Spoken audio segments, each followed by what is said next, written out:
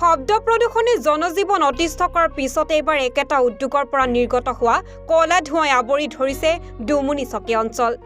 দৰঙৰ চিপাজাৰ ৰাজচক্ৰৰ অন্তৰ্গত ডুমুনিচকী অঞ্চলত ভয়াৱহ প্ৰদূষণৰ প্ৰভাৱ পেলাইছে দৰং জিলাৰ এই উদ্যোগটোৱে। অসম প্ৰদূষণ নিয়ন্ত্ৰণ বৰ্ডৰ প্ৰদূষণ নিয়ন্ত্ৰণ আঁচনি ধোঁৱাচঙত তুলি জনজীৱনক লৈ হেতালি খেলাৰ অভিযোগ উঠিছে উদ্যোগ কৰ্তৃপক্ষৰ বিৰুদ্ধে। জানিব পৰা মতে আতংকিত ৰাইজে ৰাইজমেল অনুষ্ঠিত কৰি উদ্যোগ কৰ্তৃপক্ষৰ বিৰুদ্ধে প্ৰদূষণ নিয়ন্ত্ৰণ বৰ্ড আৰু জিলা প্ৰশাসনক ব্যৱস্থা গ্ৰহণৰ দাবী জনায়। প্ৰায় এটা পক্ষিক এনেধৰণে প্ৰদূষণৰ কবলত পৰিছে দুয়োখন জিলাৰ ৰাইজ। দৰং জিলাৰ চিপাজাৰ ৰাজচক্ৰৰ অন্তৰ্গত ডুমুনিচকীৰ নিকটৱৰ্তী Singimari Kamakhya biofuels private limited নামৰ ইথানল প্ৰস্তুত কৰা উদ্যোগৰ শব্দ প্ৰদূষণ সমান্তৰালভাৱে এইবাৰ আন এক প্ৰদূষণৰ কবলত পৰিছে বৃহত্তৰ অঞ্চলৰ ৰাইজ। কামাখ্যা বায়'ফুৱেলছ প্ৰাইভেট লিমিটেড নামৰ ইথানল প্ৰস্তুত কৰা উদ্যোগৰ পৰা নিৰ্গত ধোঁৱাৰ পৰা বাহিৰ হোৱা দুৰ্গন্ধ আৰু প্ৰদূষণৰ ভয়ত ডুমুনিচকীত মানুহে মুখত মাস্ক পিন্ধা আৰম্ভ কৰিছে। এতিয়া কামাখ্যা বায়'ফুৱেলছ প্ৰাইভেট লিমিটেডৰ মেচিনৰ পৰা নিৰ্গত হোৱা কলা ধোঁৱা বায়ুৰ লগত মিহলি হৈ কলা কলা সৰু সৰু গুৰি সৃষ্টি হৈ পৰিৱেশ দূষিত কৰিছে। ডুমুনিচকী অঞ্চলৰ ৰাইজে কিছুদিনৰ পৰা এই কলা গুৰিবিলাক দেখি আতংকিত হৈ পৰে। পুলক সময় পৰিচালনা কৰা ৰাজহুৱা সভাত উদ্দেশ্য ব্যাখ্যা কৰে ৰাজু আহমেদে।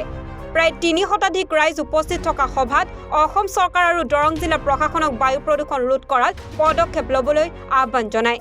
ইয়াৰ বাবে আজিৰ সভাত এখন উচ্চ ক্ষমতা সম্পন্ন এখন ৰাজহুৱা সমিতি গঠন কৰে নাগৰিক সমাজে।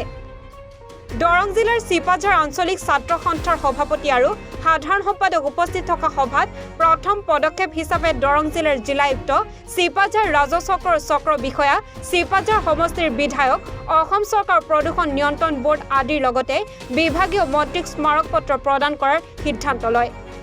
পিছৰ পৰ্যায়ত মুখ্যমন্ত্ৰী ডক্টৰ হিমন্ত বিশ্ব শৰ্মাক বিষয়টোৰ গুৰুত্ব বুজি স্মাৰক পত্ৰ প্ৰদানৰ সিদ্ধান্ত লোৱা হয়।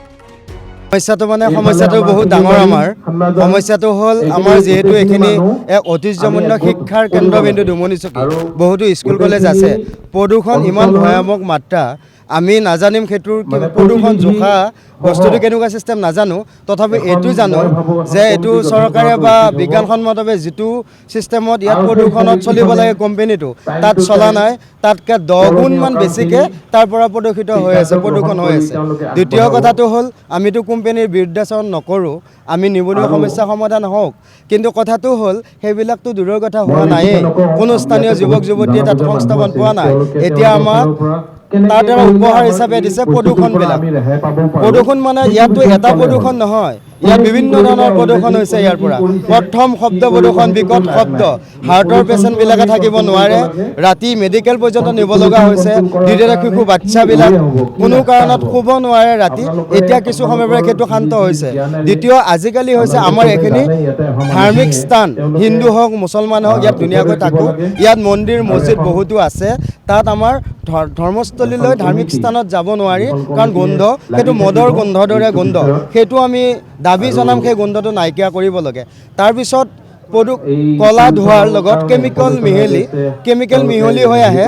ৰাতিপুৱা টাইলছবিলাকত দেখা যায় বা বগা যদি কিবা থাকে গাড়ী হওক কিবা, তাত দেখা যায়। এই ছাইবিলাক যদি আমাৰ নাকৰ ভিতৰতো সোমাই আছে আমিতো গম নাপাওঁ। এতিয়া নতুন এটা বেমাৰ আহিছে, আমাৰ কাহ যদি হয় ভাল নহয়, কাহবিলাক হ'লে আমাৰ ঔষধ খালেও ভাল নহয়, এণ্টিবায়'টিক খালেও ভাল নহয়। আমি কোৱা নাই তাৰ পৰা হৈছে, কিন্তু আমাৰ সন্দেহ হৈছে যে তাৰ পৰা এইবিলাক হৈছে বুলি। পৰৱৰ্তী সময়ত আমি এইটো চৰকাৰৰ ওচৰত দাবী কৰিছোঁ যে এতিয়াতো বৰ্তমান প্ৰতিবাদ কৰাৰ অৱস্থা নাই। আমি কোনো ধৰণৰ প্ৰতিবাদকাৰী নহয়, আমি দল সংগঠনৰ লগত জড়িতও নহয়। আমি প্ৰত্যেকজন ব্যক্তিয়ে ইয়াত নিজৰ নিজৰ কামত ব্যস্ত থকা মানুহ, তথাপিও নিজে যিহেতু জীয়াই থাকিব লাগিব। যদি আমি জীয়াই থাকিব নোৱাৰোঁ এই কোম্পেনীৰ কাৰণে, তেতিয়াহ'লে আমি আন্দোলন কৰাই ভাল, বা পৰৱৰ্তী সময়ত তাৰ দ্বাৰা মৰিলেও আমাৰ উপায় নাই। যদি তিলকৈ মৰাতকৈ আমি যদি আন্দোলন কৰি মৰিব লগা হয়, তাতো কোনো আমাৰ দিগদাৰ নাই।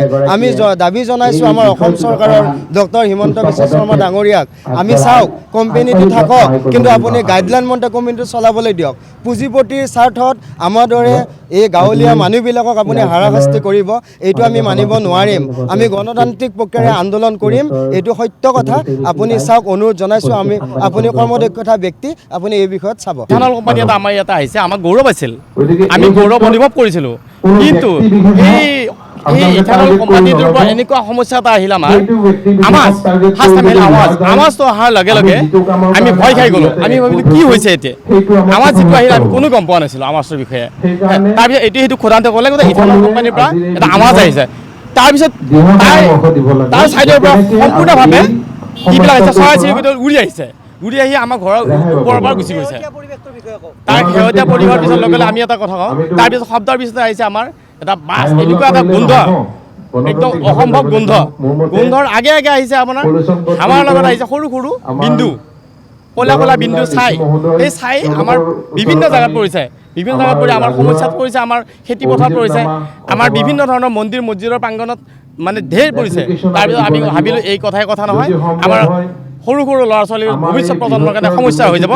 গতিকে আমি সচেতন মহলে আলোচনা কৰি আমি ডুমুনিচকীবাসী ৰাইজে আলোচনা এখন ৰাজহুৱা সভা অনুষ্ঠিত কৰিছোঁ। এই সমস্যাটো সমাধানৰ পথ বিচাৰি আমি ৰাজহুৱা সভা অনুষ্ঠিত কৰিছোঁ, যাতে এই ৰাজহুৱা সভাৰ দ্বাৰাই আমি DC SP বা চৰকাৰক ইয়াৰ পৰা আমি জনাব বিচাৰিছোঁ আপোনালোকৰ জৰিয়তে যাতে এই সমস্যাটো আমাক সমাধান কৰি দিয়ে। আমি অতি সোনকালে এই সমস্যাটো আমি পৰিত্ৰাণ বিচাৰিছোঁ। আপোনালোকৰ চেনেলৰ প্ৰত্যেকটো চেনেলৰ জৰিয়তে আমি আপোনালোকৰ জৰিয়তে বিচাৰিছোঁ যে এই সমস্যাটো যাতে আমাক চৰকাৰে সমাধান কৰি দিয়ে। আমি উদ্যোগটো কোনো ধৰণৰ বিৰোধিতা কৰিব বিচৰা নাই। চিপাঝাৰৰ পৰা আসলামউদ্দিন আহমেদৰ ৰিপৰ্ট, এনি ভাৰত 24।